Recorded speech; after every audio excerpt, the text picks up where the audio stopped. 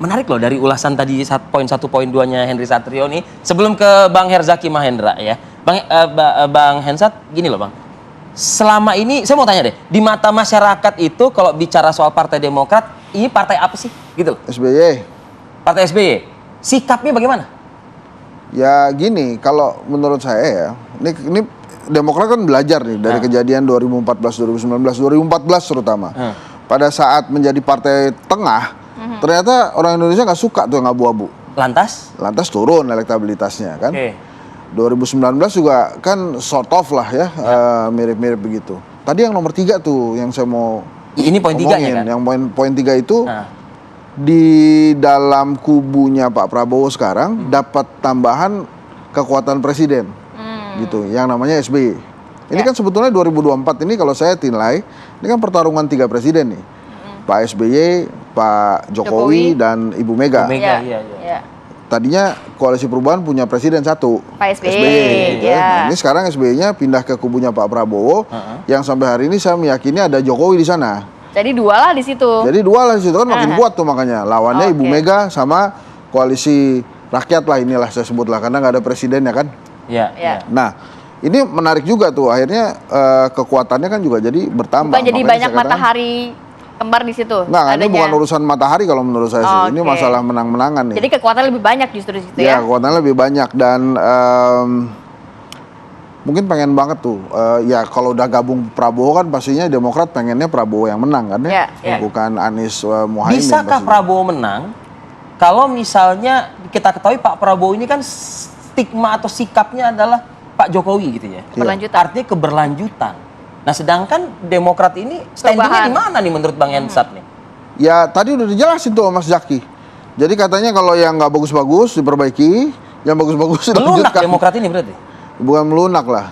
Kita mengenal Demokrat ini oposisi bukan? Bukan, kalau menurut saya sih bukan melunak, tapi lebih ke akomodatif gitu ya terhadap apa yang ada sekarang kan. Yang ada ya ini gitu, sudah dipilih juga. Ya udah gitu. Tapi kalau hitung-hitungan Bang Hensat sebenarnya lebih menguntungkan masuk ke dukung Ganjar atau dukung Prabowo Subianto untuk Demokrat ya? Untuk Demokrat menurut saya sih bagusan di Ganjar karena tadi kan irisan elektoralnya nggak ada. Gitu ya. Irisan elektoral nggak ada, kemudian hubungan baik Mas Ahaye dan Mbak Puan gitu ya. Lebih bisa membuat Mas Ahaye kinclong gitu dibandingkan di Demokrat masuk ke Prabowo gitu ya, yang mohon maaf itu kalau dilihat lagi fotonya Mas Ahaye ada di belakang para jenderal kan? Oke. Coba kita tanya ke Bang Herzaki, lebih kinclong kalau dengan Ganjar nih kayaknya nih. Gimana dong Mas Zaki? Udah diputusin gimana caranya jawab? Mungkin ada strategi tersendiri nantinya mungkin jadi Ahaye juga cemerlang begitu di kubunya Prabowo. Ya sama lah, ini kan bagaimanapun yang disampaikan oleh ketua umum kami Mas Ahaye, apapun yang menjadi pertimbangan itu people first, itu rakyat yang utama.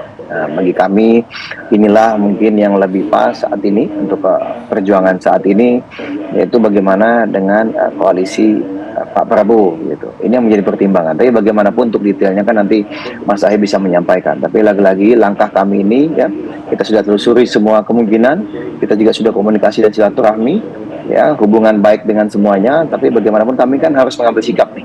Gitu, kami harus mengambil sikap, ya keputusan majelis tinggi partai kami ada di sini. Apakah tadi masalah kinclong atau tidak, itu kan biarkan rakyat yang menilai. Yang pasti bahwa keputusan sudah diambil, kami meyakini kali ini bagaimanapun Demokrat targetnya tetap sama. Ya, targetnya tetap sama. Di Pileg kami punya target, ya, lalu di Pilpres kami ingin baca pres yang kami dukung itu menang. Dan kami kembali masuk ke pemerintahan sehingga apa yang menjadi harapan, aspirasi masyarakat yang dititipkan kami akan lebih mudah untuk diwujudkan. Karena bagaimanapun pengalaman kami 10 tahun di pemerintahan, hampir 10 tahun di luar pemerintahan, akan jauh lebih mudah memperjuangkan aspirasi dan harapan rakyat kalau misalnya kita ada di dalam pemerintahan. Nah inilah yang menjadi salah satu dasar pertimbangan kami. Jangan sampai sudah ada puluhan juta ya yang menitipkan kepada kami, aspirasi kepada kami. Nah ini jangan sampai tidak bisa kita perjuangkan dan sebisa mungkin kita bisa wujudkan gitu. Ini yang kita bisa lakukan dan yang kita harapkan ke depan. Kalau bicara yang menitipkan ini apakah ingin perubahan atau dalam hal ini adalah oposisi atau justru malah ingin keberlanjutan ikut berada di dalam? Ya kalau dari kami kan jelas perubahan dan perbaikan. Jadi ini bukan hal baru. Di 14 Juli pidato politik Mas Ahaye yang juga disiarkan di TV One itu kan tegas dan jelas di statement pertama di awal-awal Mas Ahy menyampaikan apa yang baik dari pemerintahan saat ini, ya kita lanjutkan. Sama juga apa yang baik dari pemerintahan-pemerintahan sebelumnya, era Pak SBY, era Bu Mega, era Pak Habibie, era Gus Dur, ya kita era Pak Harto misalnya, kita lanjutkan apa yang baik. Tetapi tentu kita akan koreksi, akan perbaiki apa yang belum baik. Karena harapannya ada akselerasi pembangunan. Nyatanya sejalan, Pak Prabowo juga menyampaikan. Silakan. Mau Mas nanya. Zaki, Oke. Mas Zaki izin Bentar, nanya Mas nih ya. Zaki. Apakah ini keputusan silakan. ini apakah ada kaitannya dengan pernyataan Pak Jokowi yang mengetahui semua rahasia partai Waduh. politik? Oke, itu ya. Bang Herzaki. Enggak lah, enggak ada kaitan sama sekali itu. Kita enggak masuk ke ranahnya Pak Joko Widodo. kirain Karena bagaimana kali- ini kan kali keputusan aja ada dari kaitannya kan? internal Partai Demokrat. Oh enggak ada. Jadi ini kaitannya kan bagaimanapun kan Mas Ahaye ini sebagai Oke lah. ketua Karena majelis tinggi dekat sekali partai, tuh momennya. itu kan mengumpulkan masukan. Oke. Gitu. Enggak. Karena Oke. komunikasinya udah intens ya Oke, kan. baik, Pasca 1 September gitu. Ada komunikasi Baik. dan kita dalami semua ya pertimbangan. Nah, majelis tinggi Oke. partai memutuskan inilah yang terbaik saat ini. Baik Bang Zaki. Gitu. Oke. Terakhir aja. Kenapa pertanyaan itu disampaikan?